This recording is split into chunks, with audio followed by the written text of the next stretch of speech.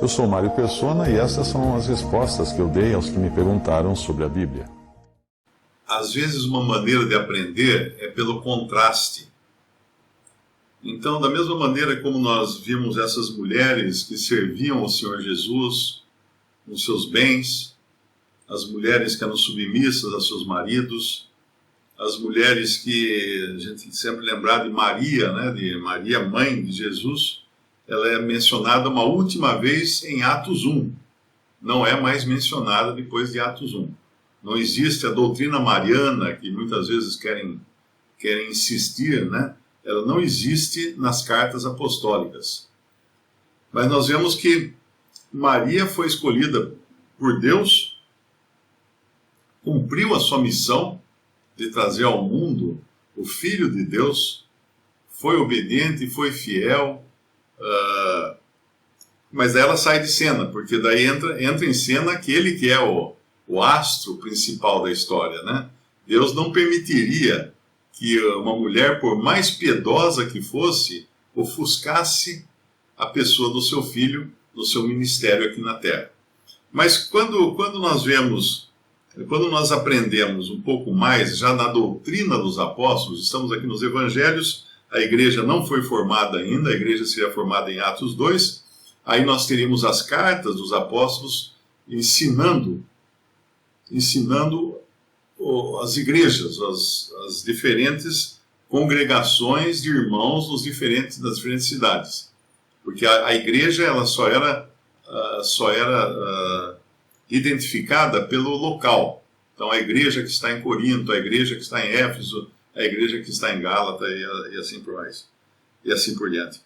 Mas uma coisa interessante de perceber é que a igreja, sendo ela noiva de Cristo, ela é feminina.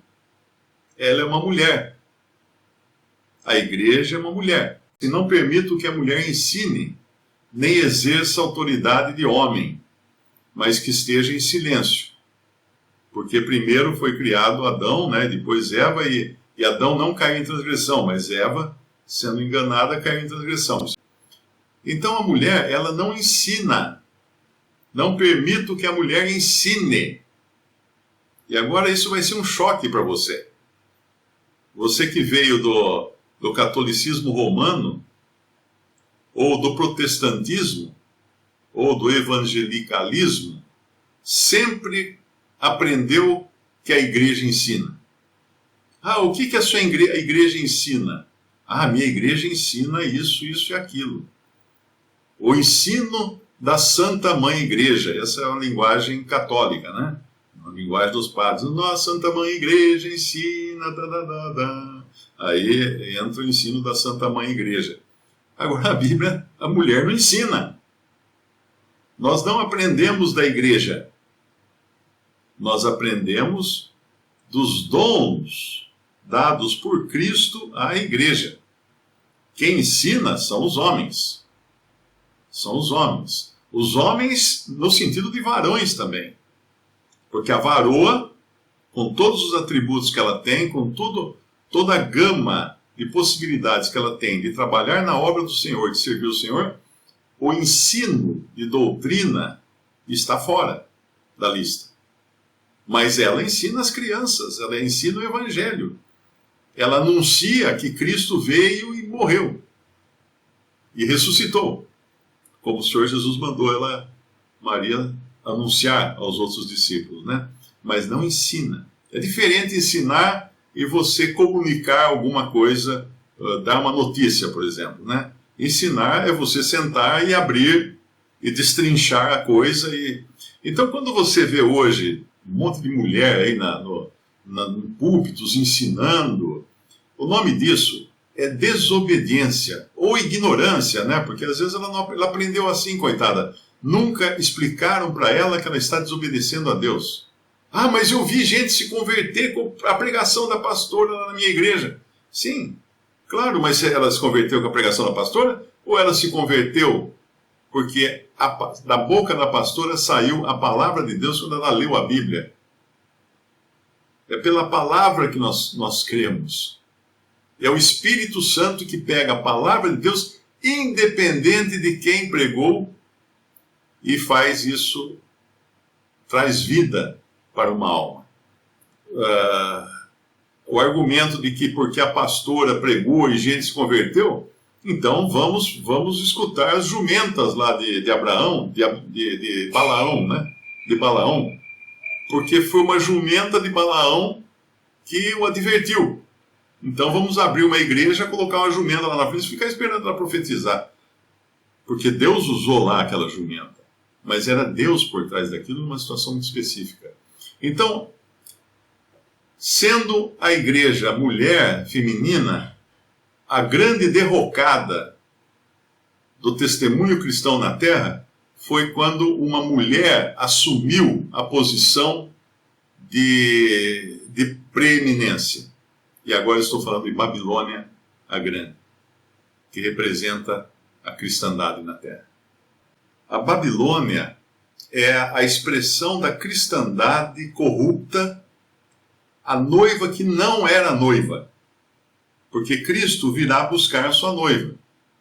Mas existe uma noiva fake, que é a Babilônia. E como nós sabemos que ela não é a noiva? Lá em Apocalipse, nós vemos uma mulher, Apocalipse 17. E veio um dos 7 anjos, que tinham as 7 taças, e falou comigo, dizendo-me: vem, mostrar-te-ei a condenação da grande prostituta, que está assentada sobre as muitas águas. Águas são populações, com a qual se prostituíram os reis da terra, e os que habitam na terra se embebedaram com o vinho da sua prostituição. E levou-me em espírito a um deserto, e vi uma mulher assentada sobre uma besta de cor escarlata, que estava cheia de nomes de blasfêmias, e tinha 7 cabeças e 10 chifres. E a mulher estava vestida de púrpura, e de escarlata, e adornada com ouro, e pedras preciosas, e pérolas, e tinha na sua mão um cálice de ouro cheio das abominações e da imundícia da sua prostituição. E na sua testa estava escrito o nome: Mistério, a grande Babilônia, a mãe das prostituições e abominações da terra. E vi que a mulher estava embriagada do sangue dos santos e do sangue das testemunhas de Jesus. E vendo-a eu, maravilhei-me com grande admiração. E o anjo me disse: por que te admiras? Eu te direi o mistério da mulher e da besta que a traz, a qual tem 7 cabeças e 10 chifres. Então, aqui dá um estudo muito mais longo. Quem quiser pode procurar os estudos de Apocalipse, que estão sendo feitos pelo Lemão e pelo Márcio, também neste canal. Mas o ponto que eu quero trazer é o seguinte: uma mulher fora do seu lugar, ela é uma prostituta. Uma mulher que trai a confiança do seu marido, ela é uma adúltera. No Antigo Testamento nós vemos que Israel era a esposa de Jeová. Mas quando você chega nos profetas, leitura dos profetas, você vê que ela é comparada a uma prostituta. Israel é comparada a uma prostituta. Porque isso é a mulher fora do seu lugar. Quando o mundo moderno embaçou a posição da mulher, a posição digna, de dignidade da mulher, assim como a religião moderna embaçou a posição de dignidade da igreja. E hoje já nem se sabe mais o que é igreja. E hoje já nem se sabe mais qual é a ordem das coisas no testemunho do Senhor. Porque ficou tudo bagunçado. Agora tem um versículo que eu gostaria de resgatar aqui, que é Provérbios 11, 22. Esse versículo é pequenininho, mas ele tem uma abrangência muito grande. Como joia de ouro no focinho de uma porca, assim é a mulher formosa que não tem discrição. Você pode aplicar isso de diversas maneiras, mas eu queria lembrar aqui que da aplicação da igreja querendo aparecer, vamos dizer assim, né? A igreja querendo assumir uma posição que não é dela. A igreja querendo aparecer. Porque a posição pública é do Senhor. É Cristo que tem que ser publicamente exaltado e aparente e evidente para todos. Não a igreja. A igreja é a sua noiva. A sua noiva. E dentro do ministério da igreja, e dentro da ordem colocada pela doutrina dos apóstolos, você tem distinção, você tem distinções. Por exemplo, outra coisa que eu vou falar aqui agora que vai chocar alguns. Mulher não deve orar em público. Mulher não ora em público. Como que mulher não ora em público? Então, vem lá meus amigos, meus irmãos em casa, eu sou a dona da casa, eu pego e quero dar graças pela pizza que nós vamos comer, eu não posso? Tem um irmão que faz isso. Mas onde está isso na Bíblia? Isso está em 1 Timóteo capítulo 2, versículo 8.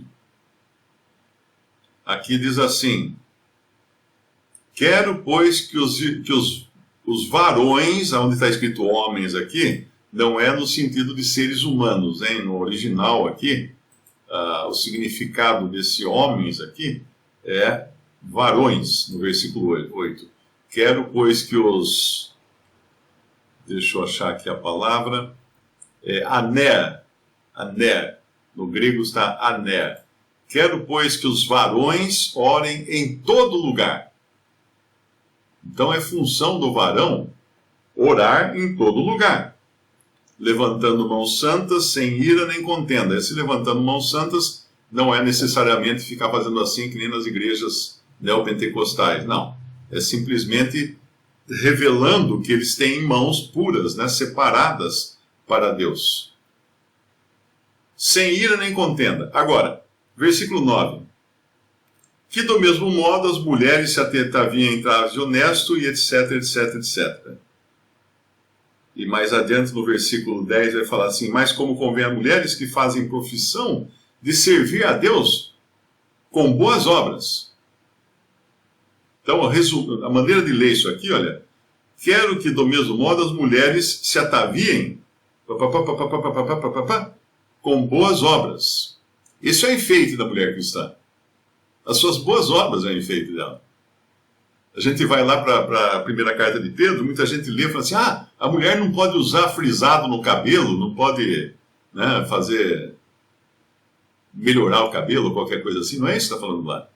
Ele diz: não seja isso o adorno da mulher, o adereço da mulher. Capítulo 3, 1 Pedro. Semelhantemente, vós mulheres, sede sujeitas aos vossos próprios maridos, para que também, se alguns não obedecem à palavra, pelo porte, pela conduta de suas mulheres, sejam ganhos sem palavra, considerando a vossa vida casta em temor. O enfeite delas não seja o exterior, no frisado dos cabelos, no uso de joias de ouro, na compostura dos vestidos, mas o homem encoberto no coração, no incorruptível traje de um espírito manso e quieto, que é precioso diante de Deus. Esse é o enfeite da mulher cristã. O interior. Esse é o enfeite da mulher cristã. Não é que ela não possa usar joia, não possa usar cabelo feito na cabeleireira ou qualquer coisa assim. Não. Não seja este. Não seja isso que vá atrair a atenção das pessoas. Mas as boas obras que falou lá em 1 Timóteo, capítulo 2, né? Que do mesmo modo as mulheres se ataviam em traje honesto, com boas obras. Então, esse é o enfeite real da mulher cristã. E depois que ele vai falar, então, no versículo 11, a mulher aprenda em silêncio com toda a sujeição. Mas o ponto aqui é que o versículo que ele fala de orar, no versículo de oração, quero, pois, que os varões orem em todo lugar, deixa muito claro que essa oração em todo lugar é restrita a varões. Não cabe à mulher orar em todo lugar. Não cabe à mulher falar da palavra de Deus em todo lugar. O ministério público de uma mulher é vedado na Bíblia. Ela tem o a sua esfera de ação com seus filhos, ela tem sua esfera de ação ensinando as crianças, compartilhando com outras mulheres, ajudando outras mulheres, aconselhando outras mulheres. Essa semana, uma jovem entrou em contato comigo, uma cristã, uma irmã em Cristo, dizendo que estava com problemas no casamento, e queria saber o que ela devia fazer. Eu falei assim, eu não posso dizer para você o que você deve fazer. Porque eu sou homem. Veja só, agora, de repente, a Bíblia coloca algemas em mim que eu não posso ajudar uma irmã em Cristo. Por quê? Porque é problema familiar dela, é problema de relacionamento dela. Porque na Bíblia eu aprendo, no capítulo 2 de Tito, da carta a Tito, repare a diferença aqui. Tito era um jovem que Paulo enviou para eleger presbíteros em Creta, ele é deixado em Creta. No capítulo 2 fala, tu porém fala o que convém a sã doutrina. Os velhos que sejam sóbrios, graves, prudentes, sãos na fé, no amor e na paciência. As mulheres idosas, semelhantemente, que sejam sérias no seu viver, como convém a santas, não caluniadoras, não dadas a muito vinho, mestras do bem, para que ensinem as mulheres novas a serem prudentes, a amarem seus maridos, a amarem seus filhos, a serem moderadas, castas, boas donas de casa, sujeitas a seus maridos, a fim de que a palavra de Deus não seja blasfemada. Porque quando uma mulher falha na sua sujeição ao seu marido, a palavra de Deus é blasfemada. Porque quem olha fala, diz que é crente, diz que é cristã. É grave, é uma coisa triste isso, quando acontece. Aí ele pula, veja que ele falou de como os velhos deviam agir, e de como as mulheres idosas deviam agir, porque esse é o ministério das mulheres idosas, ensinarem as mulheres novas a serem prudentes, a amarem seus maridos, a amarem seus filhos, a serem boas donas de casa, a serem castas, sujeitas a seus maridos. Esse é o ministério da mulher. Quem falou que a mulher não pode falar? Tem que falar para essas jovens. Ela é a idosa que tem que ministrar isso para jovens. E quando ele vai para o versículo 6, exorta semelhantemente os jovens a que sejam moderados. Depois no versículo 9, exorta os servos. Mas espera aí. Ei, Paulo, você não vai falar para Tito exortar as jovens? As mocinhas? Não. Não. Porque não cabe a um homem exortar as irmãs, no sentido de assuntos relacionados a estes aqui, que ele deixa muito claro que são assuntos do círculo familiar, do círculo do relacionamento amoroso, são assuntos do círculo das coisas íntimas da mulher. E por que isso? Porque um homem é um homem. Ele tem carne também, não tem? Tem também, ele é tentado também. Também é tentado. E se ele se envolve com uma mulher solteira ou casada, com até a boa intenção de ajudá-la, um dia ele começa ajudando na mão, depois ele ajuda no braço, e assim vai seguindo, né? A gente sabe, quem quer uma mão quer o braço. Então não cabe.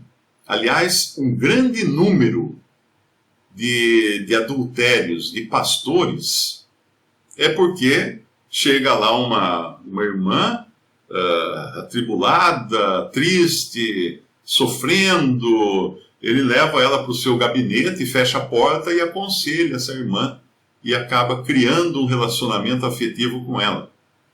Então, muitos casos de adultério de pastores é com alguma mulher da igreja lá, que ele pastoreia, que ele tratou sozinho da situação dela.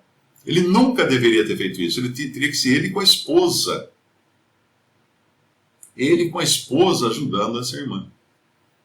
Então, essas coisas levaram a cristandade a um estado de tamanha degradação que quando nós vemos lá a Babilônia, João, quando ele olha a mulher, o que acontece? Ele fica espantado. Por quê? Porque aquela que deveria ter sido a noiva de Cristo estava ali como uma prostituta. Uma prostituta dormindo com todos os reis da terra, se prostituindo com política, com comércio, com tudo. Uma noiva fake. É isso que a cristandade é hoje, uma noiva fake. Por quê? Ela própria se revela em Apocalipse capítulo 3. Ela se revela ali na sua volúpia, quando o Espírito Santo fala para a igreja que está, para o anjo da igreja que está em Laodiceia. E ao anjo da igreja que está em Laodiceia, escreve isso, diz o Amém, a testemunha fiel e verdadeira, o princípio da criação de Deus. Segura aí que eu vou voltar um capítulo aqui, que eu me lembrei de um ponto interessante também. Nós sabemos que cada igreja dessa representa uma fase do testemunho cristão na Terra. No capítulo 2, versículo 18, ele vai falar de Tiatira. De Tiatira, que é a igreja que ensina. Olha que interessante. Lembra que eu falei que a igreja não ensina? Pois é, a Tiatira ensinava. Porque essa é a fase do cristianismo, ou da cristandade, que representa o catolicismo romano. Veja que interessante. Versículo 18, Apocalipse 2, 18. E ao anjo da igreja de Tiatira escreve: isto diz o Filho de Deus. Porque cada coisa aqui tem um significado. Porque a esta igreja, ele se declara Filho de Deus. Porque nela ele é chamado de Filho de Maria. Isto diz o Filho de Deus, que tem seus olhos como chama de fogo, os pés semelhantes a latão reluzente. Conheço as tuas obras, o teu amor e o teu serviço, a tua fé, a tua paciência, e que as tuas últimas obras são mais do que as primeiras. Por quê? Você não encontra uma entidade religiosa mais obreira, mais caridosa do que a Igreja Católica, o catolicismo romano. Toda a cidade, toda não, mas a maioria das cidades do Brasil tem uma Santa Casa de Misericórdia. Quem fundou isso? Foram freiras católicas. O catolicismo sempre primou pela caridade. E sempre fez muita caridade mesmo. Aqui em Limeira tem asilo também, cuidado por freiras, tem casa da criança, cuidado por freiras. Sempre foi assim. Então, o Senhor reconhece isso. Ele fala: conheço as tuas obras, o teu amor, o teu serviço, a tua fé, a tua paciência, e que as tuas últimas obras são mais do que as primeiras. Mas tenho contra ti, o quê? Que toleras Jezabel, mulher que se diz profetiza, ensinar e enganar os meus servos para que se prostituam e comam dos sacrifícios da idolatria. Jezabel representa a mulher que ensina dentro do sistema romano. Quando eles falam assim, a igreja ensina, é a Jezabel que está ensinando, porque não era para ter uma mulher ensinando.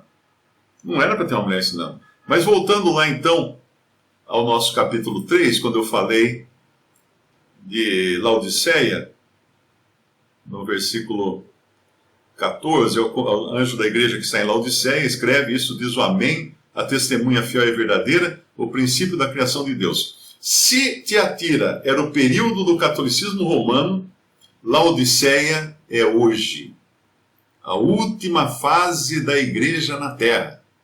E todos nós cristãos estamos em Laodiceia. Não vem alguém falar assim: não, a minha igreja chama-se Filadélfia. Que bonito o nome da sua igreja. Mas nós todos cristãos falhamos como testemunho na Terra. Somos todos Laodiceia. Somos todos Laodiceia. ele fala no versículo 15: conheço as tuas obras, que nem és frio, nem quente. Quem dera foras frio ou quente, assim porque és morno, e não és frio nem quente, vomitar-te-ei da minha boca. A cristandade atual dá ânsia de vômito no Senhor. E eu estou me incluindo nisso também, todos nós. Não temos de maneira nenhuma a fidelidade e todos os predicados que tinham os primeiros cristãos. De maneira, alguém quer falar assim, vocês congregam que nem a igreja primitiva? Ninguém congrega que nem a igreja primitiva. Porque já depois da era apostólica, o que ele fala na carta a Éfeso? Perdeste o teu primeiro amor. O primeiro amor ficou para trás, depois da morte dos apóstolos. Então não vem alguém falar assim, nós congregamos que nem a igreja primitiva. Não congrega nada. Nós congregamos que nem Laodiceia. Nós somos Laodiceia, melhor dizendo. Mas, claro que a gente procura trabalhar ou viver ou congregar a parte do sistema todo religioso, mas não podemos nos eximir de ser parte dessa massa cristã que falhou no testemunho aqui nesse mundo. O Senhor Jesus fala que quem dá testemunho de si mesmo busca a sua glória. Acho que é isso. Agora esqueci o versículo, mas alguma coisa assim. Nós não podemos dar testemunho de nós mesmos. Se você analisar, inclusive, dessas 7 igrejas, tem uma que não fala de si. E não tem repreensão, não tem nenhuma reprimenda, que é a Filadélfia. Sabe por que ela não fala de si? Porque o Senhor fala dela. O Senhor fala bem dela, ela não fala bem de si mesma. Agora, essa aqui, essa Laodiceia, eu vou mudar aqui o gênero na leitura para ficar mais fácil de entender. No versículo 17, como dizes, rica sou e estou enriquecida, e de nada tenho falta, e não sabes que és uma desgraçada e miserável e pobre e cega e nua. É assim que o Senhor vê hoje a cristandade. Mas a igreja é uma bênção, nós temos shows, nós temos luzes, nós temos não sei o quê. Carne é um grande açougue. Ele está com vontade de vomitar esse testemunho todo. Como vai vomitar? O arrebatamento, ele é bênção e ele é também a triste notícia de que nós falhamos como testemunho na terra. E aí que ele vai falar no versículo 20, eis que estou à porta e bato, ou seja, essa é a iminência da vinda do Senhor. E ele busca agora um testemunho, um compromisso, né, e uma comunhão pessoal. Se alguém ouvir a minha voz e abrir a porta, entrarei em sua casa e com ele cearei e ele comigo. Então, só para deixar isso muito claro, que a mulher que falhou no sentido de ser a representante de Cristo na terra, como sua noiva na terra, chegou à degradação absoluta como uma grande meretriz. Então, uma mulher, como eu li lá eu li agora há pouco que a mulher sem discrição é como joia de ouro no focinho de uma porca, assim é a mulher formosa que não tem discrição. A igreja, como a noiva de Cristo, perdeu a discrição, perdeu o pudor, juntou com os políticos do mundo, juntou com os poderes do mundo. E termina como a história? Babilônia, a grande meretriz. Que a gente possa se lembrar sempre disso e que as irmãs individualmente também se lembrem de que o único melhor e seguro lugar para uma irmã em Cristo permanecer é aquele dentro daquilo que a palavra de Deus diz. Dentro do que diz a palavra de Deus. E o que a palavra de Deus diz da mulher, essa coisa maravilhosa do seu testemunho, da utilidade do seu testemunho, do apreço que Cristo tem pelo seu testemunho, quando dado da maneira certa, no lugar certo. Um testemunho de uma mulher que quer ser uma pregadora pública, por exemplo, a pastora lá da igreja, não sei o quê, então, tudo bem, pessoas vão se converter, mas aí vai ser que nem aquele caso, uma historinha agora, do cara que foi para a reunião e colocou num bolso R$1, uma nota de R$1, não sei se existem nota de R$1, e no outro bolso uma nota de R$100. Ele queria dar na coleta a nota de R$1. Quando chegou na hora da coleta, passou a coleta, ele enfiou a mão no bolso errado. Pegou 100 e tchum! Jogou na sacolinha. Depois que ele jogou, ele falou: dei 100, eu ia dar 1. Aí depois que terminou, tal, na hora de ir embora, ele conversando com o outro irmão, falou assim: irmão, na hora eu me confundi, eu tinha R$1 para dar na coleta, eu errei o bolso, dei 100. Mas pelo menos eu vou receber galardão de 100, né? O outro falou: não, você vai receber o galardão de 1. Então as mulheres que atuam fora do seu lugar determinado pela doutrina dos apóstolos, não esperem receber galardão por isso. O senhor pode até usar, quando ela abre a Bíblia, fala, até um incrédulo, quando lê a Bíblia, o outro escuta, pode se converter. Mas não tem galardão. Não foi obediente ao seu Senhor. Visite respondi.com.br. Adquira os livros ou baixe e-books. Visite 3minutos.net. Baixe o aplicativo.